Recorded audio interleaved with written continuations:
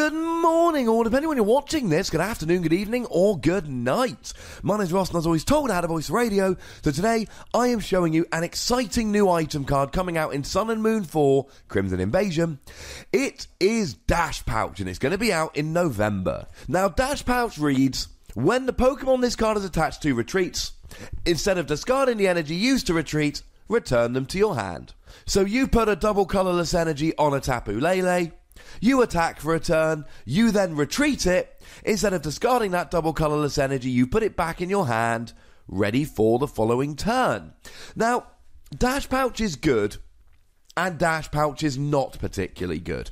The biggest obstacle here, very simply, is the fact that we've still got Floatstone.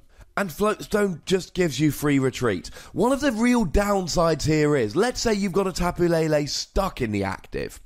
You attach an energy and a Dash Pouch. You retreat the Tapu Lele, the energy goes back to your hand. The good news is you haven't wasted an energy.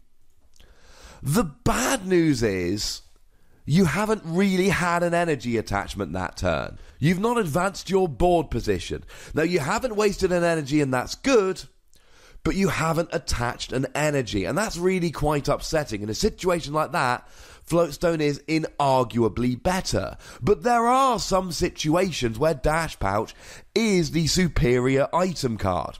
Let's say, for argument's sake, I have a Zorua, and I attach a double colourless energy, hoping that in the future I can evolve it into a Zoroark. Nice. But let's say I don't draw that Zoroark and I have to put the Zorua active. I really don't want to pay that double colourless to retreat the Zorua in a future turn, because that means that I've lost the double colourless.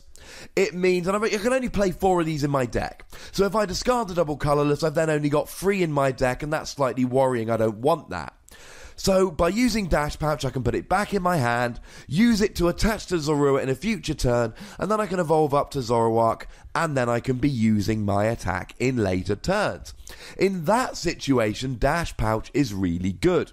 Where you've already got the energy on the field, Dash Pouch allows you to not waste it. And certainly for special energy cards, and it's not just double colourless, strong energy would work quite nicely here as well, or rainbow energy, or any special that might be used in the future can be saved using Dash Pouch. And that, I think, at least at first glance, that is really what stands out to me about Dash Pouch. Saving special energy. The problem is, if you put a Floatstone on your Pokemon to retreat it, you're also saving that special energy. Now, of course, there is one situation in which Dash Pouch is better than Floatstone, and that is where you stash energy on the wrong Pokemon. So it's turn 1, I pop a double colourless energy on Tapu Lele just because I don't want to discard it with Professor Sycamore. Later on in the game, I really want that double colourless energy, let's say for a Zoroark. Then what I can do is I can attach a Dash Pouch to Tapu Lele, retreat the Tapu Lele, putting the double colourless back in my hand, then I can put it on the Zoroark. If I just discarded it with Sycamore, I would only have 3 double colourless for the rest of the game.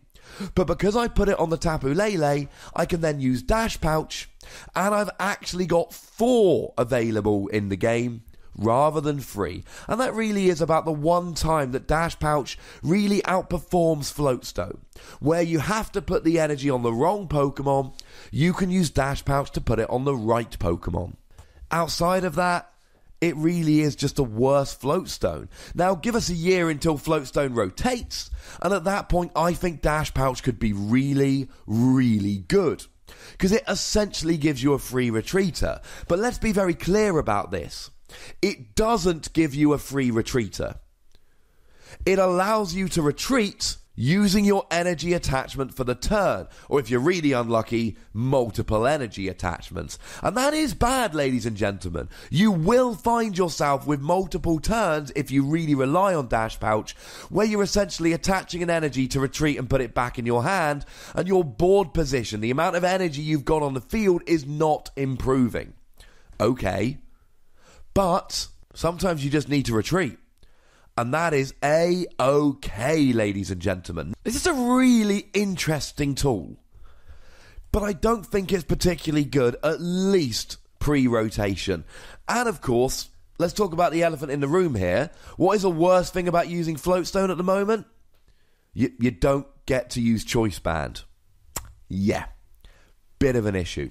Never mind, I am going to give Dash Pouch between 2 and 3 wassies. There are some good uses for this card, but I just think at the moment it's overshadowed by Floatstone, although maybe in the future, who knows.